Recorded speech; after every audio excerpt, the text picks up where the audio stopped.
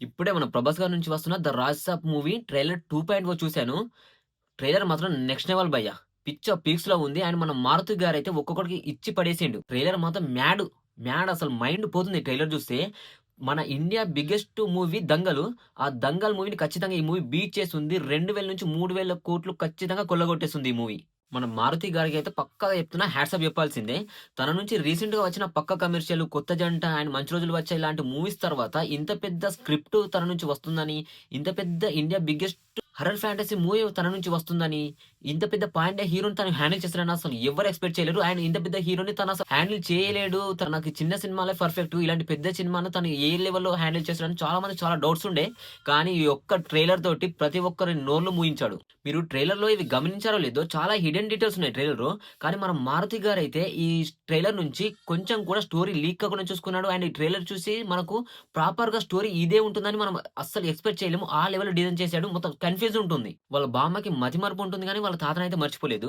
And తను ఒక హౌస్‌కెళ్తాడు. హౌస్‌కి వెళ్ళడం ఉంటుంది గానీ తన తాత సిగ్నేచర్ తర్వాతనే తను బయటకి రావడం ఉంటుంది.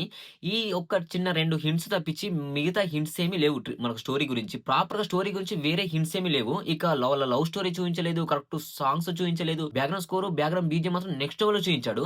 సాంగ్స్ ఎక్కడ బయట పెట్టలేదు. అండ్ హీరోయిన్స్ యొక్క లవ్ స్టోరీని ఎక్కడ బయట పెట్టలేదు. ఆయన ముగ్గురు హీరోయిన్స్ కదా! ఆళ్ళు ఇలా వచ్చి అలా ఎళ్ళిపోతారు. వాళ్ళు కూడా ప్రాపర్‌గా ఒక క్యారెక్టర్ ఉన్నట్టు కూడా మనకి ఎక్కడ కూడా చూయించలేదు. And horror elements, horror fantasy graphics మాత్రం నెక్స్ట్ లెవెల్‌లో ఉన్నాయి. అండ్ ప్రభాస్ గారిని కూడా ఎంత లెవెల్‌లో ఎస్టాబ్లిష్ చేయనో అంత లెవెల్‌లో ఎస్టాబ్లిష్ చేశాడు.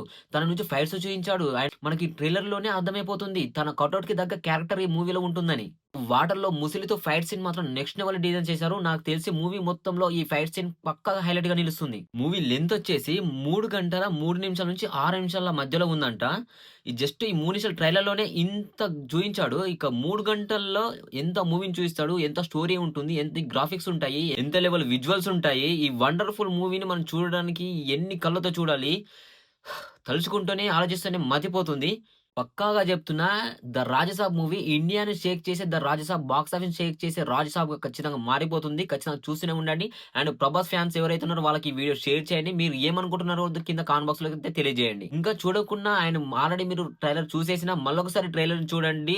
చాలా బావుంది. అండ్ ఈ మూవీ అయితే ఇండియా బిగ్గెస్ట్ మూవీగా మారిపోతుంది. అండ్ మన టాలీవుడ్‌ని ఒక రేంజ్‌లోకి ఖచ్చితంగా తీసుకెళ్తుంది. Thanks for watching. Bye bye. జై హింద్.